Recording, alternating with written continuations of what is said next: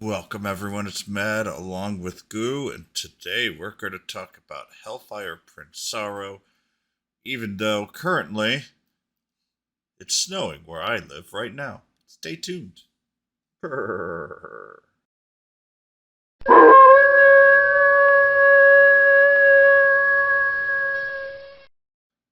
Alright, since we're a few months behind Japan, we are getting their summer unit, at least where I'm in, during just before winter.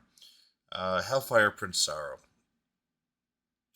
Currently, right now, if I had Summer Force, it would probably be useful right now, but it is actually a very powerful skill. Increases zone tension for 1 turn and enters Frizz and Crackle Force for 3 turns. Especially if you have him fully leveled up, he is can basically turns nearly immune to Frizz and Crackle skills, which is a very powerful combination, and also then makes its second attack incredibly powerful.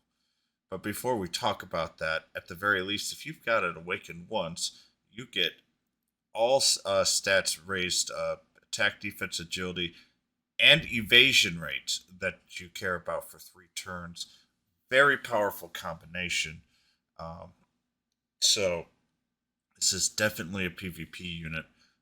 Honestly, probably the last PvP unit that I care for quite a while. Um, Dolphin Wave, and let me actually be a little bit more specific, that I care for personally for a while. There's a few others that are coming down the line that are currently in JP that just got released that are super powerful. But at this point, he is going to be the last 65 that I care about. And I'm going to be more specific. And unless if they put a absolute insane unit out, which they haven't quite yet, at least on the 65, or insane enough for me to go, ooh, I need. Dolphin Wave is Crackle, and finally getting a Crackle. This is crackable spell damage that is unreflectable based on attack. And you can move up to spaces and remove damage reduce damage by 50% once. So just think of it this way: you use Summer Force, you create tension, you have this big crackle wave, you move up to the enemy, and you will be doing a great deal of damage, especially after turn 1, because your attack, defense, and agility are being raised. And you have high evasion, so you may have actually ability to dodge. With that dodge, if you do get hit, you're reduced damage once. If you get hit again, you can cast this again, reduce the damage 50% again, yada yada yada. Very powerful. Last one is Rising Sun, deals 410% Frizz type physical damage to one enemy and heals the unit by 30% damage dealt. This unit will do a lot of damage overall. Big portion here is healing. So what this unit does is it can power itself up with Summer Force, and for 3 turns you have 30% additional damage because you're either going to be attacking with uh, Dolphin Wave, which is Crackle, or Rising Sun. If you're attacking just with a single swipe, then you run out of MP, and okay. But for most people, or most of the time, you're going to be doing that. Very powerful unit. Awakened once, you get it, especially to once it's turn 3, it's fully locked and loaded. The tension deals in a massive amount of damage. So it is just a powerhouse of a unit that can feed upon itself. Very simple kit, but I say that as it's a very powerful kit as well. The third one is a very unique one. At 20% or less HP, removes some status elements and gives 1.5x physical and spell potency. Psaro likes living near the edge, and this is probably the only thing that I could fault that is somewhat weak. But he also gets 2 Guts, um, which we'll talk about a little later. So he could live there for a little while, and as the battle's getting closing down, he just starts getting scarier and scarier.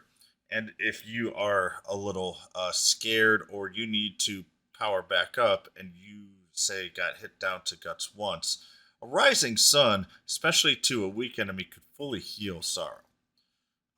If you have Summer Force there, the enemy takes you down to 1 HP. You could use Rising Sun, reheal all of your MP, and you are good to go.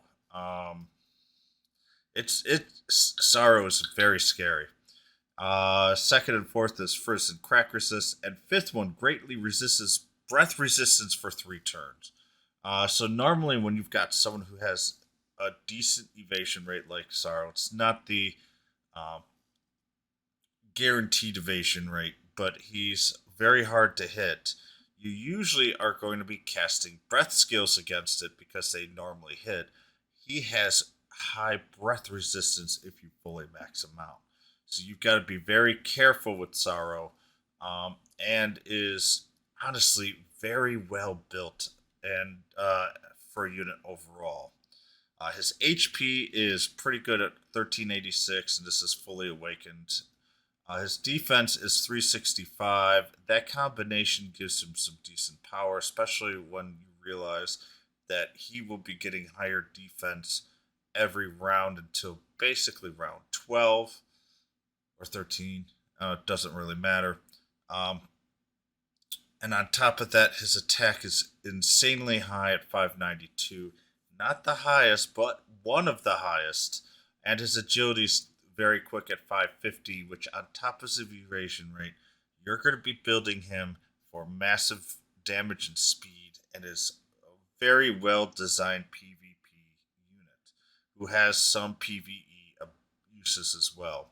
And for me, this is the one unit that Crackle that I'm finally going to have a Crackle PvP unit, because I am going to be pulling for him. But still, I will say Crackle is not always the most useful. It's becoming more useful though now with all the choices currently in the game. His leadership effect is freaking fantastic.